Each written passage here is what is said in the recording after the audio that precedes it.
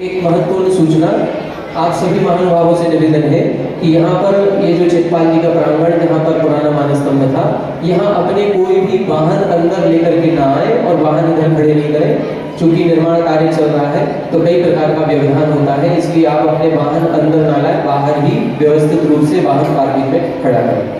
पूज्य क्षुल्लक श्री गंभीर सागर जी महाराज श्री के चरणारविंद में बारंबार इच्छामी पूर्वक निवेदन हे महाराज श्री, अपनी मंगलमय वाणी से हम सभी को लाभान्वित करने की कृपा करें। पूज्य क्षुल्लक श्री गंभीर सागर जी महाराज श्री।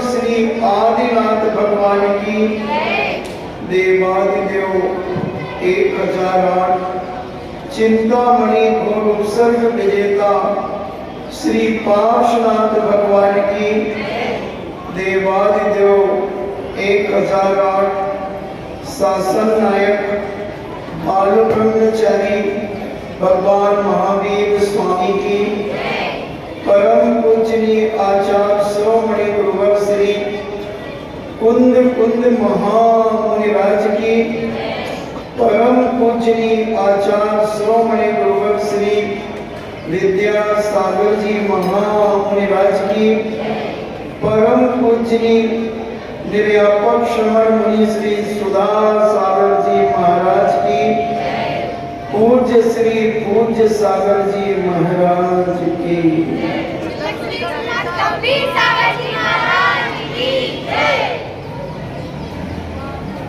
चर्चा चल रही है जो सारी दुनिया चाहती है, चर्चा चल रही है जो सारी दुनिया चाहती है, चाहती तो है मगर उसे पाना नहीं चाहती, उसे अपने जीवन में उत्पन्न करना नहीं चाहती। एक बार पुण्य और पाप का झगड़ा हो गया, पुण्य और पाप में इतनी बहस हुई, इतना झगड़ा हुआ कि बीच बचाव करने के लिए बड़े बड़े संतों को आना पड़ा।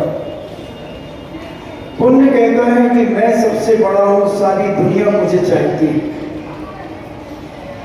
पुण्य कहता है कि सारी दुनिया मुझे चाहती है, मैं सबसे बड़ा हूं।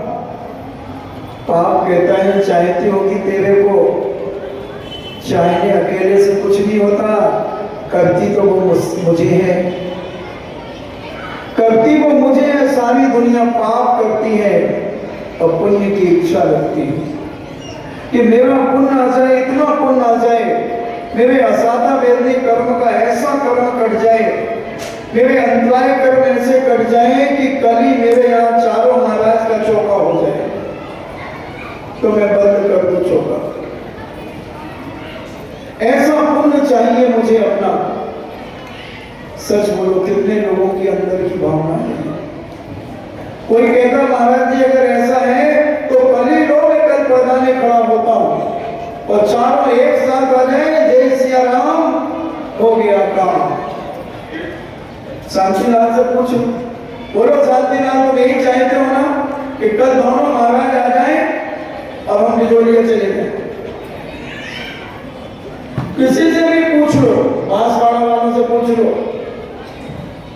कोटा वाला तो चले ही गया बिना हार कराए, 10 दिन 12 दिन लगाया, नहीं हो चला गया। सबकी इच्छा है कि हम जो चाहते हैं वो हो जाए, मगर हम पुरुषार्थ नहीं कर पाते, हम कोशिश नहीं कर पाते। अगर हम कोशिश करने लगे जिस चीज को हम चाहते हैं उसको पाने की अगर हम कोशिश करने लगे तो ऐसा नहीं कि वो हमें ना मिले, ना मिले। दुनिया में कितने लोग हैं, लोग कहते हैं कि गरीब व्यक्ति अशांत रहता है।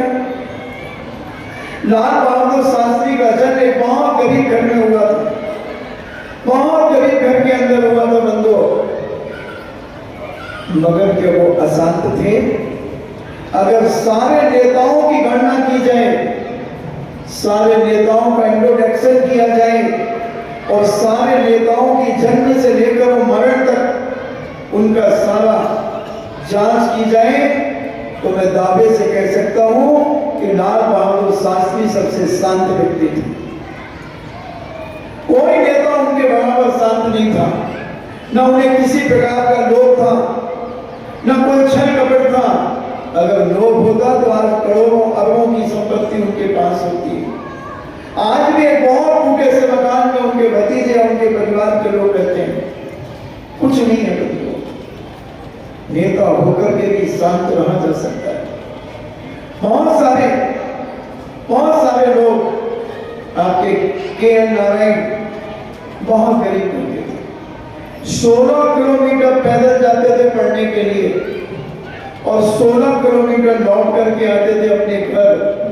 एक दिन में 32 किलोमीटर चलते थे पैदल और कहां पेड़ के नीचे जमीन में बैठते थे। सारे विद्यार्थी काट भट्टी के ऊपर बैठते थे और उन्हें पेड़ के नीचे बैठ करके दूर से सुनते थे। उसके बाद भी क्या बने वो, क्या बने के.एन. नारायण? कौन सी पोस्ट मिली उन्हें? अरे बंधु, शांति हमें अपने अंदर से उत्पन्न करना है। कहीं से शांति मिलेगी नहीं, हमें अपने विचारों से शांति को पैदा करना। अगर हम अपने जीवन में केवल यही सोचें कि बड़ा व्यक्ति ही शांत रहता है, गरीब व्यक्ति हमेशा दुखी रहता है, कि हमारा सोच बहुत गलत है, बहुत गलत है। तुम इसे शांति मत समझना कि जो तुम्हारे मन में आया और वो तुम्हें मिल गया तो तुमने सोचा कि हम तो बहुत आनंद में, बहुत सुखी हैं, बहुत शांत नहीं हो तुम। जितनी ज्यादा वस्तुएं होंगी उतने तुम अशांत होगे।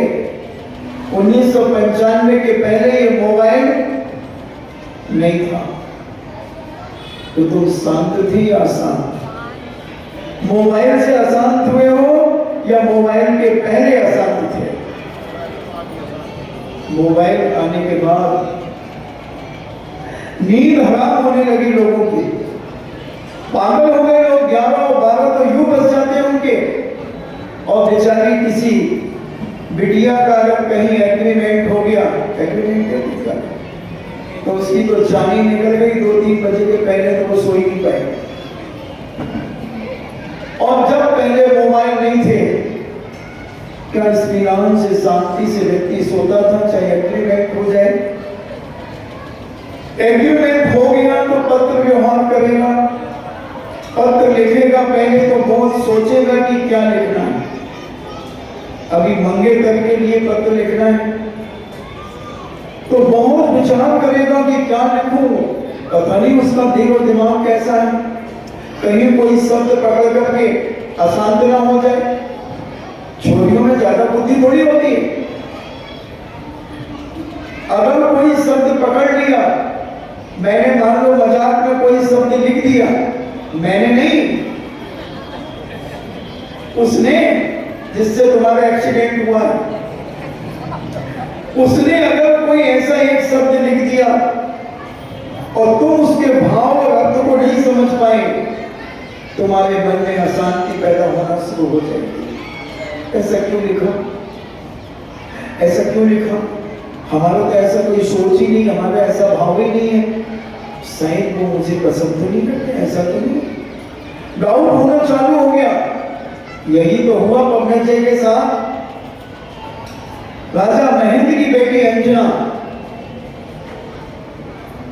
और प्रहलाद का बेटा शायद पवनजय, दोनों पिकनिक मनाने गए थे, दोनों परिवार, दोनों राजा। और बड़े बड़े तालाब होते थे पहले, नदियां होती थी, अपने अपने तंबू गाड़ करके हफ्ते 15 दिन इस मिलान से शांति के लिए निकल जाते थे। नदी किनारे का आनंद ही अलग होता है, तालाब किनारे का आनंद ही अलग होता है। और वह आनंद वो ले रहे थे। राजा प्रहलाद महेंद्र की कोई वार्तालाप हुआ, हमारा बेटा पवनजय है, उन्होंने कहा हमारी बेटी अंजना। दोनों का पानी तय हो गया, जो सचारों को बुलाया गया, दोनों की कुंडलियां सामने रखी गई और जो सचार ने कहा, बहुत सुंदर गुण मिल गई, इनका जीवन बहुत सुखमय रहेगा, बहुत शांति में रहेगा, सारे ग्रह नक्षत्र बहुत अच्छे हैं। आज तक की डेट में, आज तक की तारीख में जितने भी ग्रह नक्षत्र इनके सब मांगलिक है, अपार शांतिदायक है। दोनों के पिताओं ने बड़ी प्रसन्नता के साथ, आनंद के साथ ये रिश्ता तय कर लिया, तय कर दिया। और मुहूर्त निकल गया कि इस तारीख को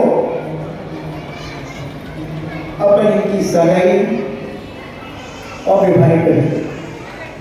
सारा तय हो गया।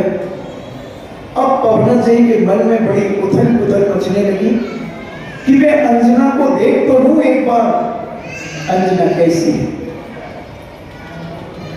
और अंजना को उसकी सहेलियां छेड़ रही थी,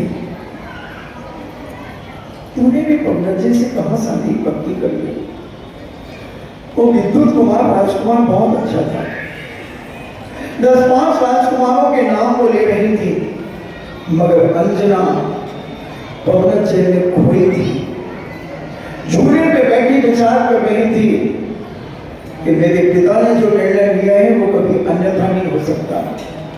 मेरे पिता बहुत विवेकशील है, ज्ञानवान है, विवेकवान है, बुद्धिमान है, और बड़े अपने जीवन में हर व्यक्ति उनसे सलाह मशवरा करने, बड़े बड़े राजा महाराजा मेरे पिता के पास चर्चा करने आते हैं।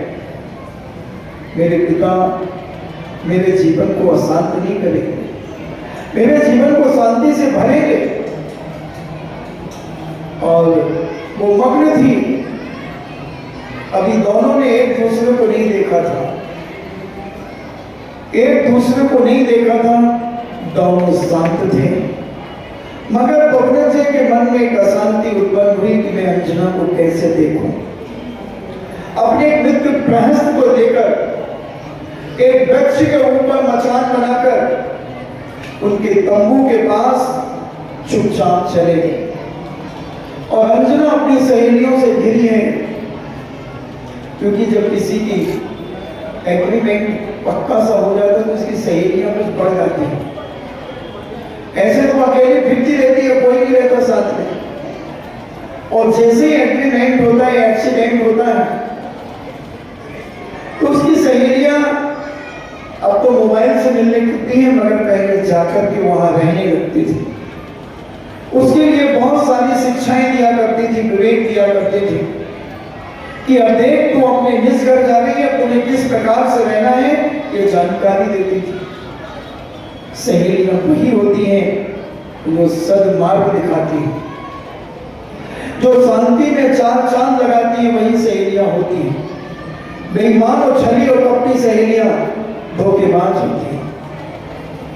और अंजना वो थोड़ा सा मजाक कर रही थी, चिढ़ा रही थी, दो चार राजकुमारों के नाम अंजना के सामने प्रस्तुत कर रही थी, और पवनत से सुन रहा था।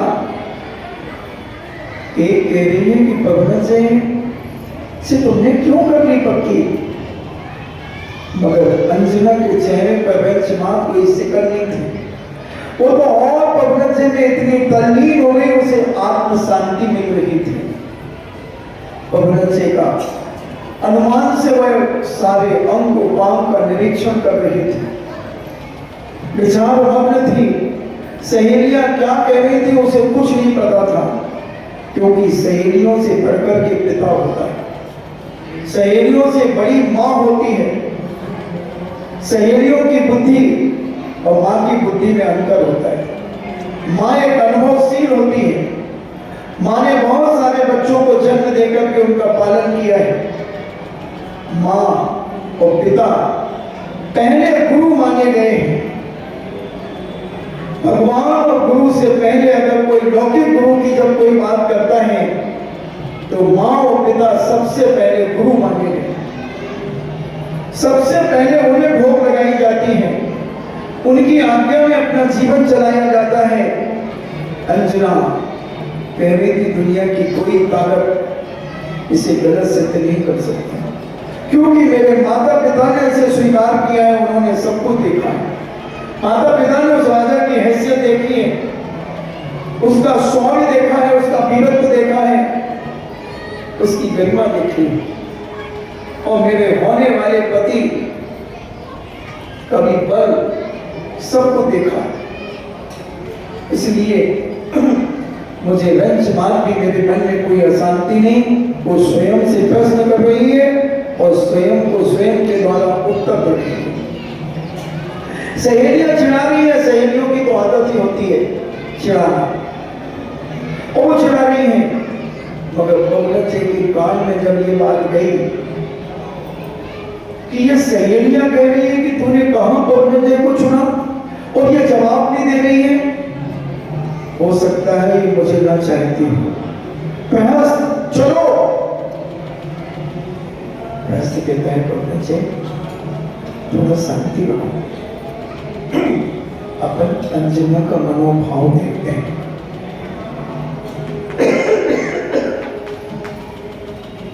अंजना की भावना की परख करते हैं कि अंजना के मन में दूसरे राजकुमारों का नाम जब उसके कानों में पड़ रहा, तो अंजना की मानसिकता क्या कह रही है उसके चेहरे से पता चलेगा। और अंजना तो अपने पैर के अंगूठे से झूले में बैठकर जमीन कुदेर रही है। ये शीलवती नारी और सज्जन नारी की पहचान होती है। जब वो लज्जित होती है, शर्माती, लज्जित जब वो शर्माती है, तो अपने पैर के अंगूठे से जमीन को कुदेरती है और उसकी दृष्टि अपने अंगूठे पे होती है। शीलवती नारी कभी घर की देवी के बाहर खड़ी नहीं होगी, एक पैर उसका देवी के अंदर और एक पैर देवी के बाहर होगा। गेट पे खड़ी होगी, किसी का इंतजार कर रही होगी, इससे ज्यादा वो बाहर नहीं आएगी। अकेली तो बाहर नहीं आएगी, बहुत जरूरी अगर उसे काम होगा तो अपने बेटे को साथ में लेकर के 4 कदम आगे बढ़ेगी, बेटी को लेकर 4 कदम आगे बढ़ेगी। ये शीलवती नारी और सज्जन नारी का प्रतीक है। खोजना पड़ेगा हमें ऐसी नारियों को, आज के जमाने में खोजना पड़ेगा, क्योंकि वो तो घूमने ही निकलती हैं कि लोग मुझे देखें। वो अपने आप को दिखवाने के लिए ही निकलती हैं। बन ठन के निकलना क्या बता रहा है? बालों को फैला करके बाहर निकलना क्या बता रहा है? कि लोग मुझे देखें,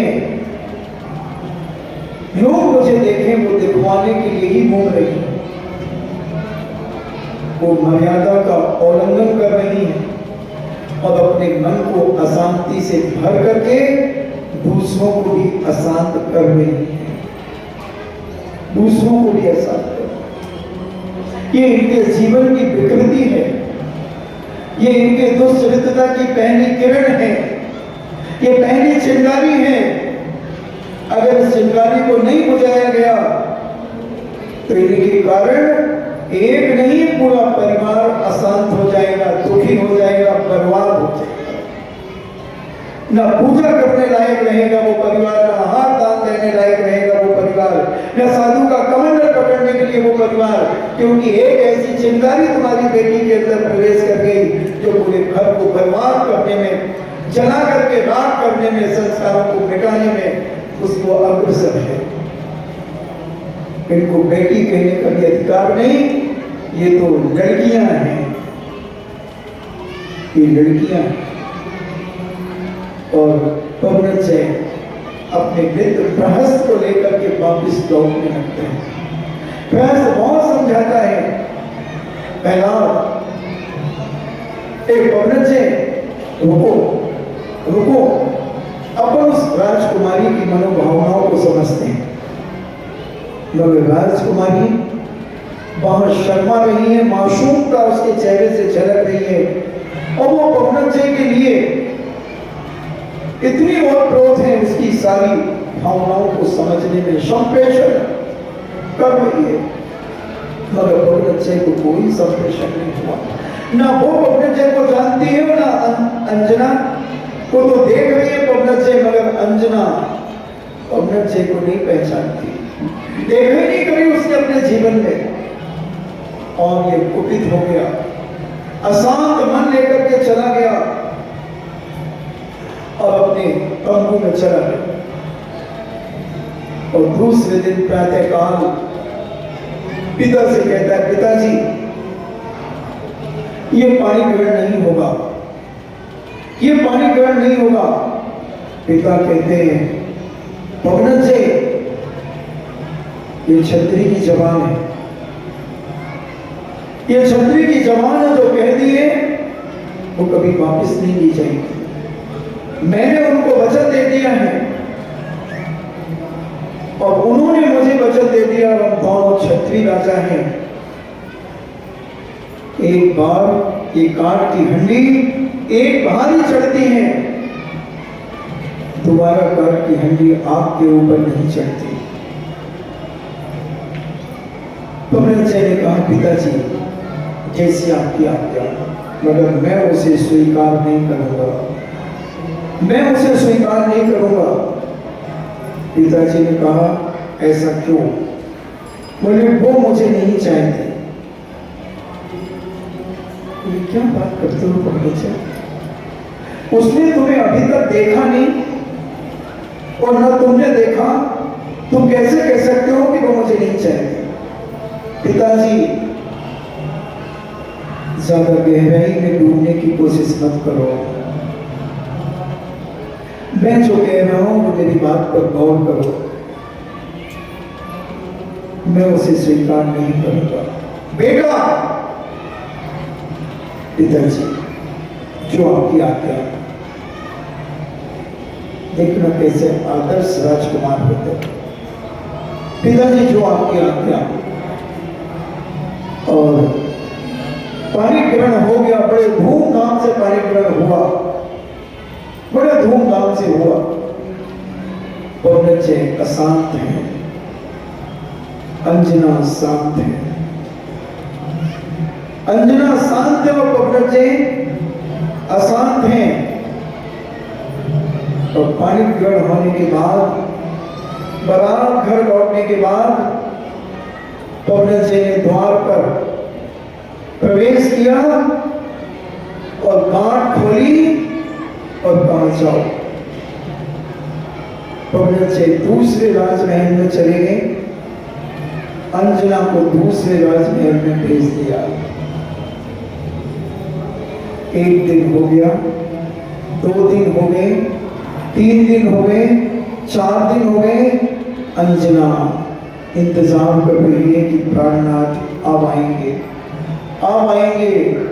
ऐसे 1 महीने नहीं, 2 महीने नहीं, 20 महीने नहीं, 22 महीने नहीं, 1 साल नहीं, 2 साल नहीं, 3 साल नहीं, 4 साल नहीं, 10 साल नहीं, 20 साल नहीं, 22 साल तक पवनचय ने अपनी शकल अंजना को नहीं दिखाई। अंजना एक ही विचार करती है कि मेरे कौन से पाप का उदय है, मैंने ऐसा क्या पाप किया जो मेरे आते ही मेरे प्राणनाथ अशांति को प्राप्त हो गए। ऐसी कौन सी मैंने अपने जीवन में अत्याचार और अनीति की है। पवनचय को दोष नहीं दे रही है वो, पवनचय को दोष नहीं दे रही है वो। और स्वप्न में भी नहीं आया कि मेरी सहेलियां कुछ कह रही थी कि मैं उन राजकुमारों से शादी कर देता। बातें बताओ, उन सहेलियों की बात मान करके मैं उनसे शादी कर लेती है, स्वप्न नहीं आया। सच बताओ, अगर 22 घंटे भी तुम्हारा पति बारात देने के बाद तुम्हारे पास ना पहुंचे तो तुम क्या क्या सोचोगे। कल्पना करना अपने दिमाग में, विचार करना अपनी मानसिकता में कि तुम कितने गिरे हुए हो और वो कितनी उठी हुई थी। इतने कष्ट आने के बाद, इतनी परेशानी के बाद उसके मन में अशांति नहीं थी, वो शांति से जीवन जी रही थी, अपने कर्मों को याद कर रही थी कि मैंने ऐसा कौन सा कर्म अपने जीवन में किया है जिस कर्म के कारण मेरे पति देव के अंदर अशांति पैदा हुई। मैं क्या उन्हें पसंद नहीं हूं? क्या कारण है? एक बार आके मुझसे वार्तालाप तो करें। अपनी सासू मां से निवेदन करती, अपने पिता से निवेदन, ससुर जी से निवेदन करती, हे पिताश्री, एक बार उन्हें मेरे पास 5 मिनट के लिए बिठा दीजिए, मैं अपने अंदर की बात उनके सामने रख दूं, फिर उनका जो निर्णय होगा वो मुझे मान्य होगा। एक बार मौका दिया जाए मुझे। पिता कहते हैं, बेटा अभी वो आपे से बाहर है, अभी उसका दिमाग शांत नहीं है, वो बहुत अशांत है, इसलिए मैं अभी कुछ नहीं कह सकता। फिर महीने 2 महीने बाद फिर कहा, 6 महीने बाद कहा, 1 साल बाद कहा, 2 साल बाद कहा। न मां कुछ कर पाई और न पिता कुछ कर पाया, मगर अंजना अपने शरीर को छीन कर रही है व्रत और उपवास करके, उपवास कर रही है कर्म निर्जरा करने के लिए कि मैंने ऐसा कौन सा पाप किया। क्योंकि जब कर्म काटने के लिए तपस्या की जाती है, कर्म क्षयात, कल हमने कहा था एक क्षण निरोधा तपा, तपसा निर्जरा चा, उस तप के माध्यम से निर्जरा होती है। उसने कहा कि हे भगवान, निश्चित मैंने पूर्व जन्म में कोई ऐसा पाप किया होगा, जरूर मैंने किसी के पति को उसकी पत्नी से दूर कराया होगा, जरूर मैंने कोई ऐसा पाप किया होगा जिसके कारण आज मेरा पति मुझसे दूर हुआ, निश्चित। और एक ही कारण से रोती, मैंने जरूर कोई अज्ञानता और मिथ्यात्व के कारण ऐसा पाप किया होगा। जब से मैंने होश संभाला है, मैंने कभी किसी को विघ्न नहीं डाला। ये निश्चित पूर्व जन्म का कर्म है जो आज मेरे पति मेरे कारण अशांति का अनुभव कर रहे हैं। हे भगवान, मुझे शक्ति दो कि मैं उनके मन को शांत कर सकूं, उनकी सारे विकल्पों को मैं संकल्प में बदल सकूं। अनेक अनेक भावनाएं वह अपने भगवान के सामने, जिनेन भगवान के सामने भाग रही है। जिनेन भगवान का गुणानुवाद कर रही है, पूजन कर रही है, अभिषेक देख रही है, गंधोदक लगा रही है, सारी पुण्य क्रियाएं कर रही है। कभी न कभी कर्म तो कटेगा। अंजन चोर जैसों के जब कर्म कट गए तो भगवान मैंने इतने पाप तो नहीं किए कि मेरा कर्म ना कटे, और एक न एक दिन मैं अपने पति को शांत करके रहूंगी। वही नारी शीलवती और सज्जन नारी मानी जाती है। चेल्ला ने भी अपने पति सैनिक राजा को कितना शांत बना दिया। कितनी सतियां हैं? 16 सतियां। ऐसे तो 16,000 16 लाख सतियां होंगी, मगर मुख्य रूप से जिनके नाम अभी हमें मिलते हैं पंचम काल में, और भी खोजे जाए तो और भी सतियां मिल सकती हैं। और वह शीलवती नारी सती अंजना, जिसने स्वप्न में भी कभी किसी राजकुमार को याद नहीं किया, अपने पति पवनजय के अलावा स्वप्न में भी किसी पुरुष को उसने याद नहीं किया। इतने कष्ट मिलने के बाद कि पति का दर्शन ही नहीं होता है, दर्शन नहीं हो रहा है। क्यों नहीं होगा? कभी ना कभी तो चमत्कार होगा, कभी ना कभी किसी देवता का आसन हिलेगा, कभी ना कभी कोई शक्ति आकर के प्रकट होगी। पर अंजना अष्टमी चतुर्दशी के उपवास करती, नियम संयम से अपना जीवन जीती। ऐसे करते करते 22 वर्ष हो गए। रावण के यहां से बुलावा आया राजा प्रहलाद के लिए कि मेरा युद्ध बहुत घमासान चल रहा है, और राजा प्रहलाद मुझे तुम्हारी आवश्यकता है, तुम अपने दल बल के साथ मेरे युद्ध में आकर के साथ हो। राजा प्रहलाद अपने सेनापति से कहता है सेना की तैयारी करो। सेना तैयार हो जाती है अस्त्र शस्त्र लेकर के, और नगाड़े बजने लगते हैं। उसी समय पवनजय कहते पिताजी आप कहां जा रहे हैं? पिताजी आप कहां जा रहे हैं? बेटा तुम राजपाट की निगरानी करना,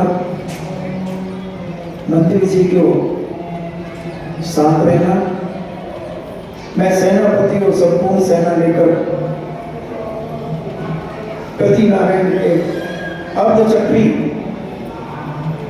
रावण के ऊपर युद्ध चल रहा है, और उस युद्ध के हमें रावण की तरफ से लड़ना है। पिताजी क्या मैं आपके लिए कुछ नहीं हूं? बेटा तुम अभी छोटे हो, युद्ध में जाने की योग्यता अभी तुम्हारे पास नहीं है। पिताजी शेर का बच्चा शेर होता है, शेर का बच्चा शेर होता है। पिताजी आप अगर योद्धा हैं तो आपका बेटा भी योद्धा है, और युद्ध के मैदान में उसका कौशल, उसकी कला, उसकी शक्ति आप देखना। मैं प्रदर्शन जब करूंगा युद्ध के मैदान में, तब आप देखना मेरी शक्ति को। बेटा तो वही कहलाता है जो पिता के जीवन में चार चांद लगा देता है। पिता वही है और पुत्र वही है जो पिता की हर आज्ञा का पालन करता है। इसलिए पिताजी आप बैठिए और मैं युद्ध के लिए जाता हूं। प्रयास तैयार हो जाओ। बहुत अच्छा मित्र था पहला पवनजय का प्रयास। 1000 फूल कम एक दुल्हन को सजाने के लिए, 1000 फूल कम एक दुल्हन को सजाने के लिए, और एक ही दोस्त काफी है जीवन को चलाने के लिए। 1000 दोस्तों से कोई फर्क नहीं पड़ता कौन कब धोखा दे जाए, कुछ नहीं किया जा सकता। एक दोस्त अपने जीवन में ऐसे बनाना जो तुम्हें हर गलत काम पर थप्पड़ मारने की ताकत रखे, हर गलत काम पर तुम्हें हाथ पकड़ने की ताकत रखे, हर गलत मार्ग पर जाने पर तुम्हें खींच करके सदमार्ग में लाने की ताकत रखे। वही सहेली होना चाहिए, वही दोस्त होना चाहिए। और बृहस्पति ने कहा तैयार हूं चलो, और सारी युद्ध की तैयारी हो गई। पहला ने अपने बेटे को आशीर्वाद दिया, पवनजय ने पिता और मां के पैर छुए। जब अंजुना को पता चला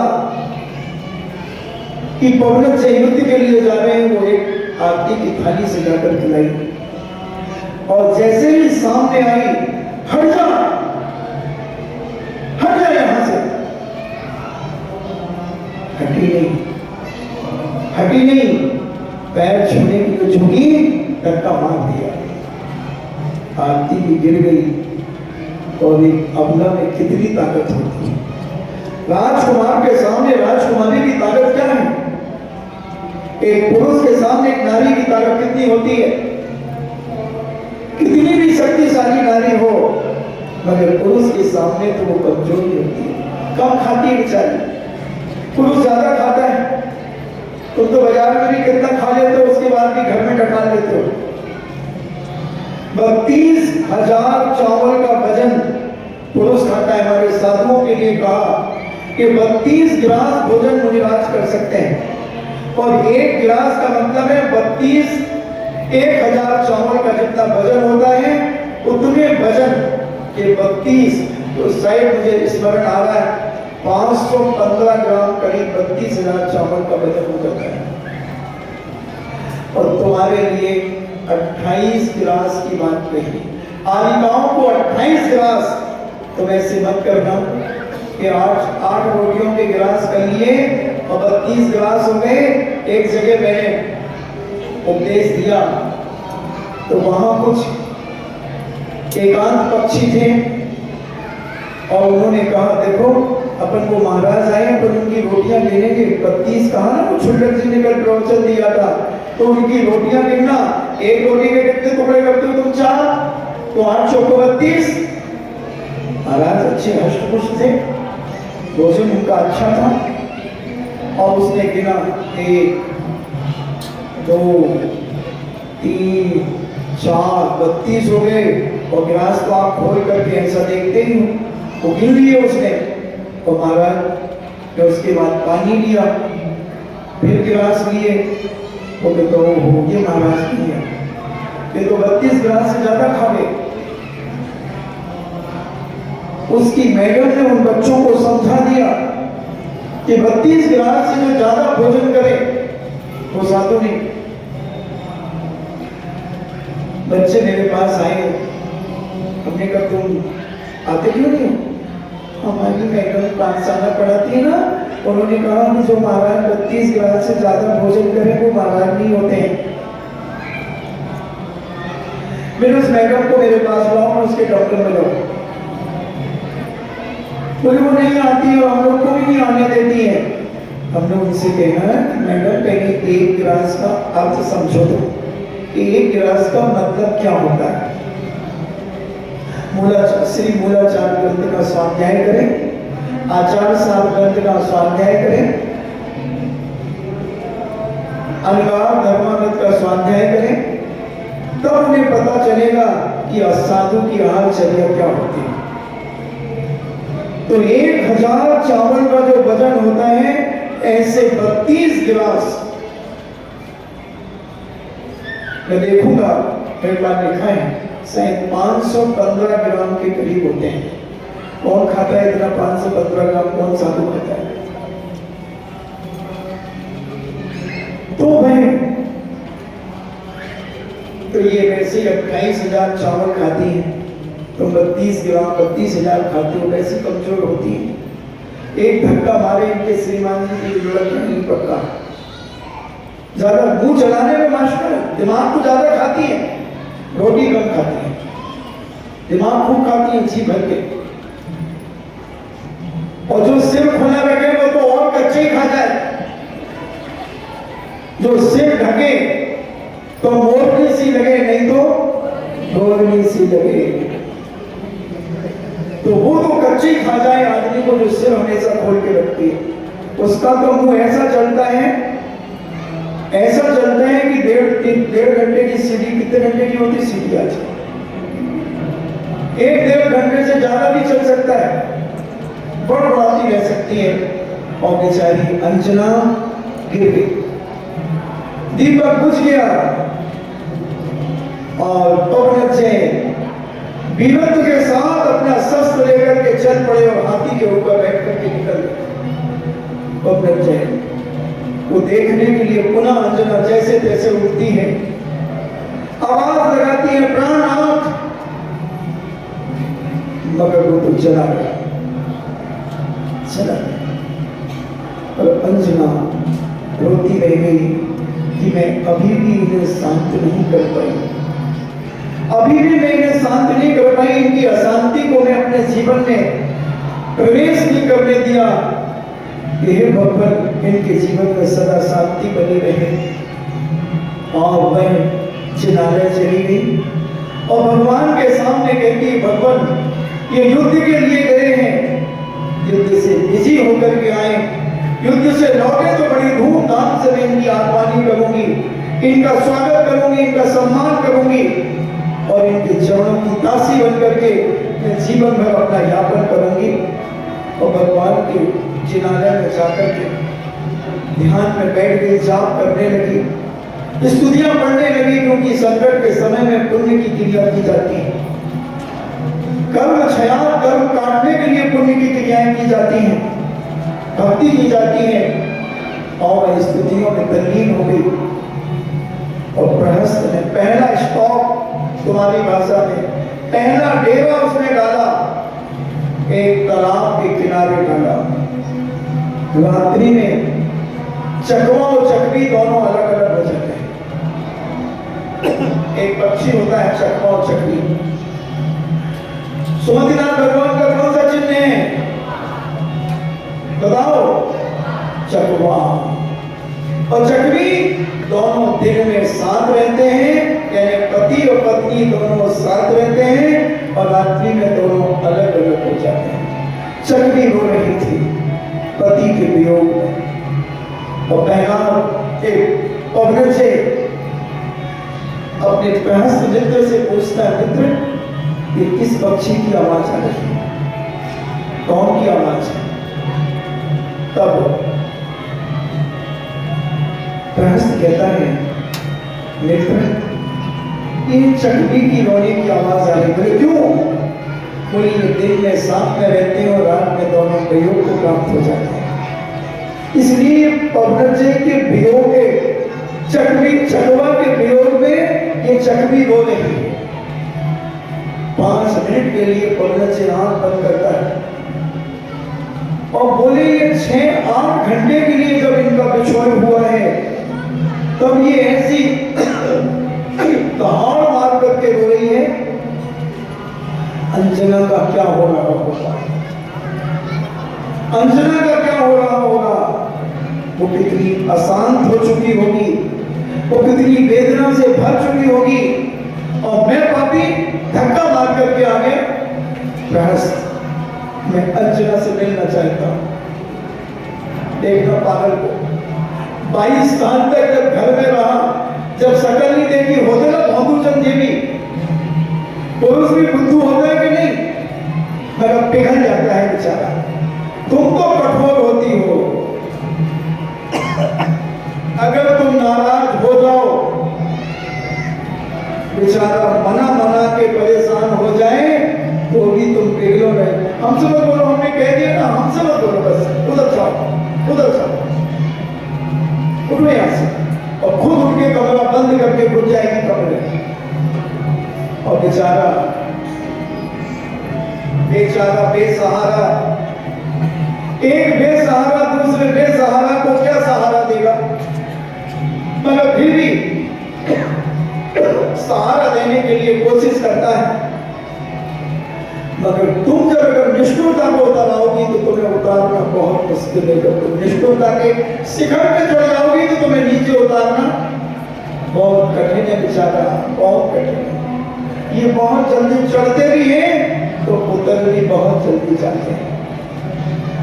प्रहस्त ने पवनजय जैसे कहा, इतने शांत क्यों हो गए हो, क्या हुआ तुम्हें? प्रहस्त, मेरी अंजना का कैसे हो रहा होगा जीवन, वो कैसे रो रो करके सूख के कांटा हो गई होगी। चलो मैं अंजना के पास जाना चाहता हूं। कहता पागल हो गए हो क्या? क्या कहेगी दुनिया, क्या कहेगी दुनिया? चुप रहो, ज्यादा बोलने की कोशिश मत करो, मैं अंजना से मिलूंगा। और रात को अंधेरे में राजमहल के पीछे से पिछवाड़े से चढ़े दोनों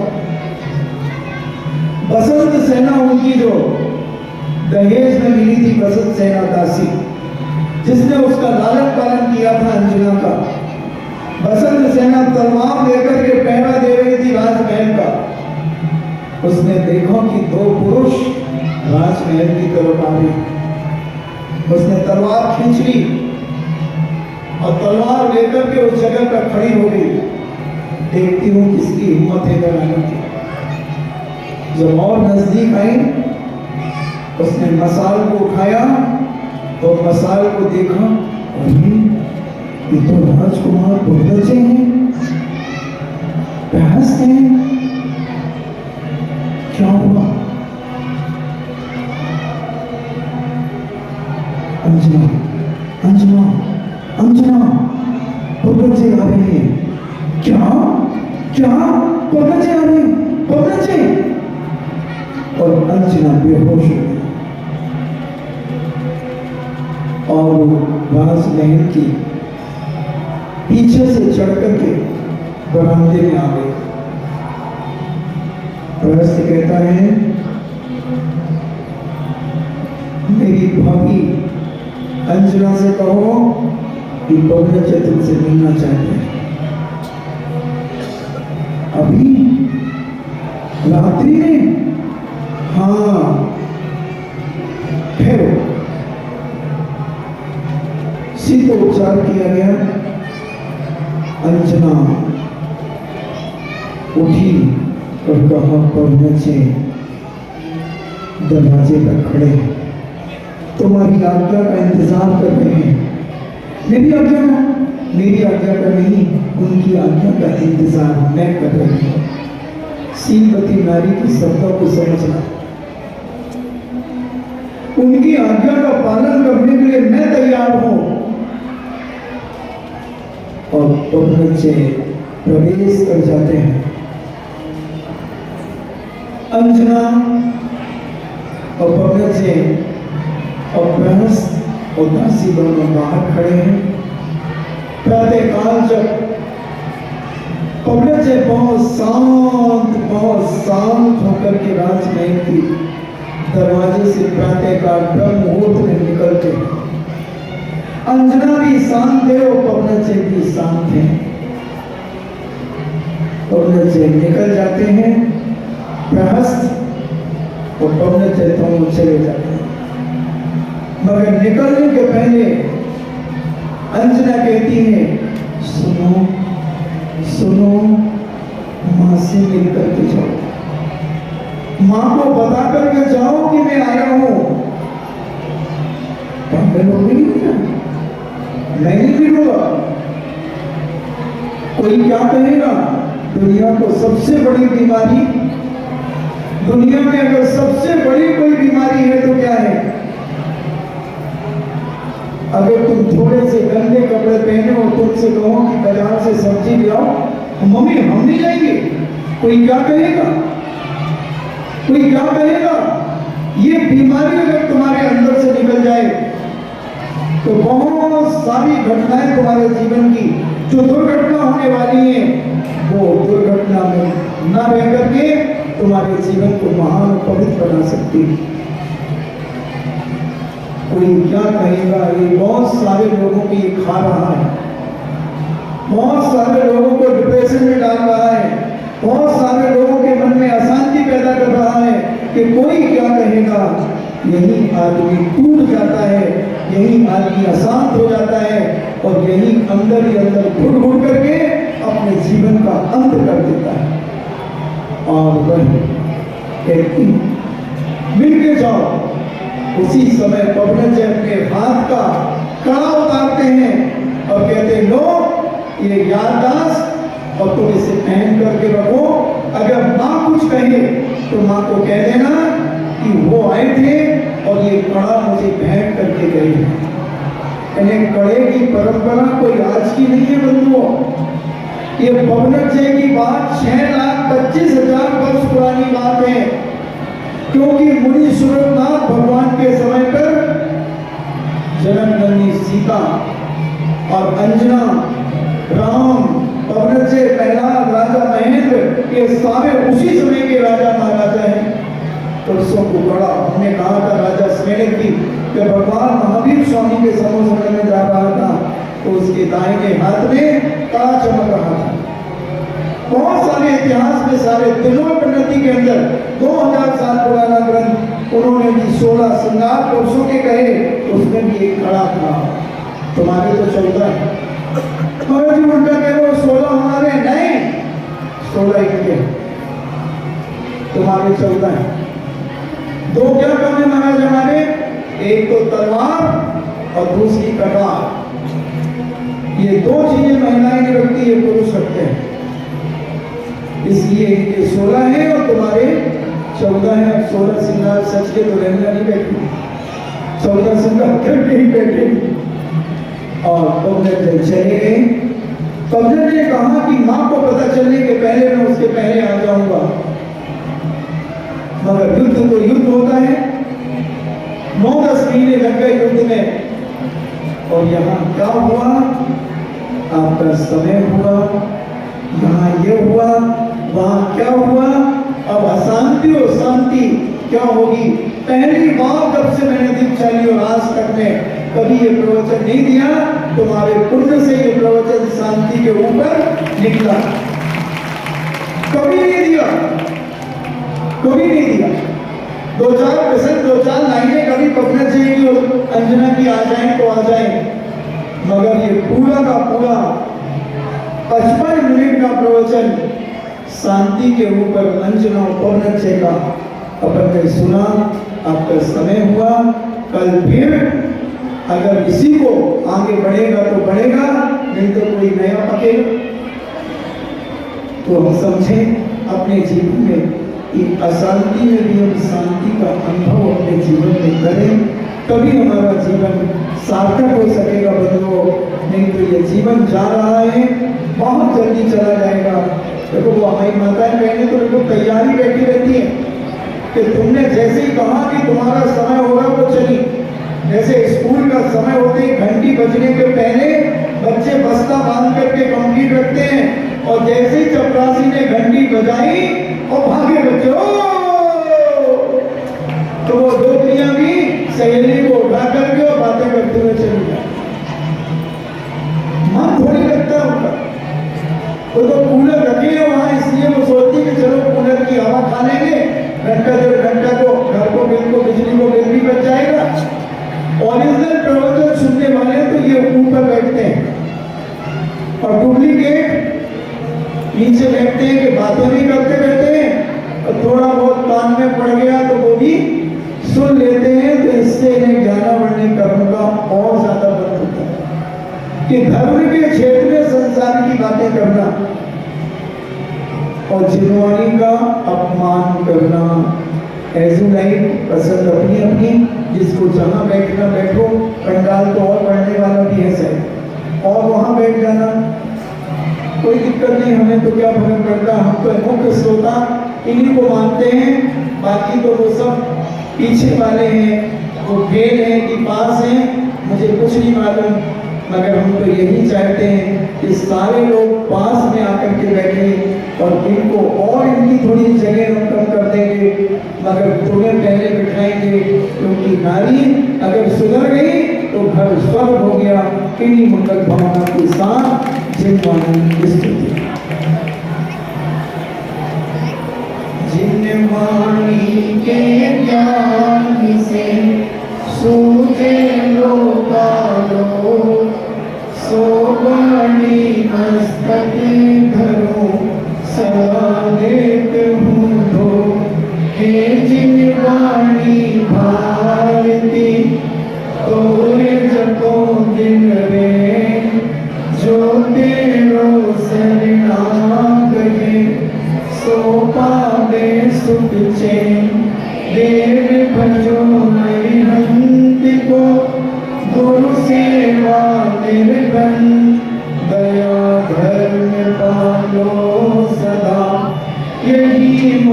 चिंता करी नोगा नमोगा।